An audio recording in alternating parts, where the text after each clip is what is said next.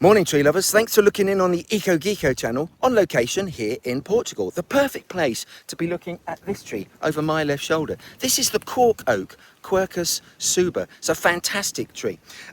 There's about 500 or 600 different species of oak. Some of them are deciduous, they drop their leaves. Some of them are evergreen. And this one is an evergreen. When you look at the leaf, it's evergreen, it's leathery, it looks a little bit like pointed like a holly leaf, and it shares quite a lot of similarities with the holly oaks.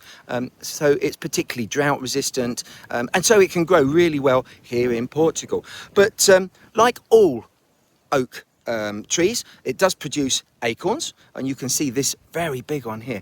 Now, interestingly, most species produce their acorns in either 1 year or 2 years.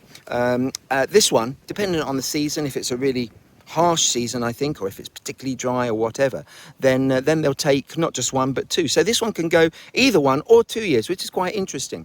But then they have these lovely acorns sitting in their great little cup, which is very, very bristly there. So that's a great acorn. The interesting thing though about this is its bark. Now, humans have known and used cork for about 5,000 years or so, and right now the global production is about 300,000 tonnes. Portugal produces about half of that, and it does that over 750,000 hectares of forest.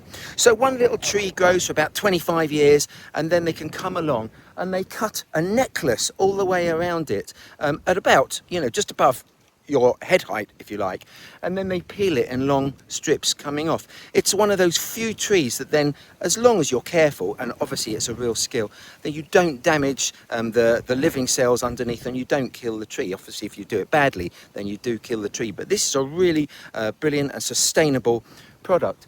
So then you can peel off the bark at about 25 years, and that first one is called virgin cork, and it's not actually very good quality. And then you have to leave it 9 years, maybe 9 years, and then you can cut it again, another 9 years, again and again. And some of these go back about 250 years, and they've been trimmed, I don't know, 20, 30 times or more, and are still actually producing some good cork. It's quite wonderful.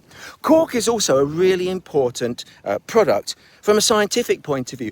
Back in the 1660s, around about the time of the Great Fire of London, Robert Hooke looked at some cork down a microscope, and on the basis of his observations, he suggested that all living things were made of little building blocks called cells.